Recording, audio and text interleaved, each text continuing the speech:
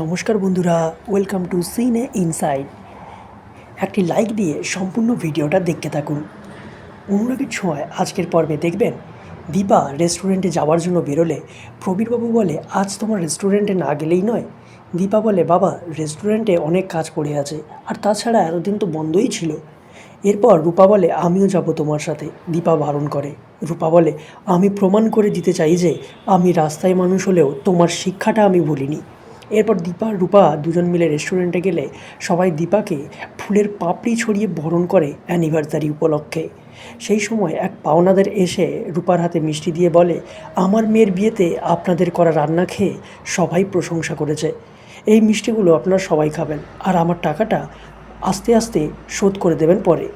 এরপর কৃষ্ণ আসে সেনগুপ্ত বাড়িতে। সোনা আর কৃষ্ণ মিলে পুরো বাড়িটা সাজায়। সোনা কৃষ্ণকে বলে, আজ রেডি থাকবে, বাবা মায়ের অ্যানিভার্সারিতে আমরা একটা পারফরমেন্স করব। এদিকে মিশকা দীপাকে একটা সিক্রেট গিফট পাঠায় আর মনে মনে বলে, আজ এটা তোমাদের শেষ অ্যানিভার্সারি হবে। এরপর দীপা আর সূর্য কেক কাটে, কৃষ্ণ আর সোনা পারফরমেন্স করে। দীপা সূর্যকে বলে, সত্যি আমাদের অনেকটা পথ একসাথে চললাম, সবই তোমার ভালোবাসায়। সূর্য বলে, না, এটা শুধু আমাদের ভালোবাসায়। এরপর কৃষ্ণ রূপাকে গোলাপ দেয়। তাহলে কী হতে চলেছে বন্ধুরা, জানতে থাকুন অনুরাগের ছোঁয়া। ভালো লাগলে আমার চ্যানেলটি সাবস্ক্রাইব করে বসে থাকবেন। ধন্যবাদ।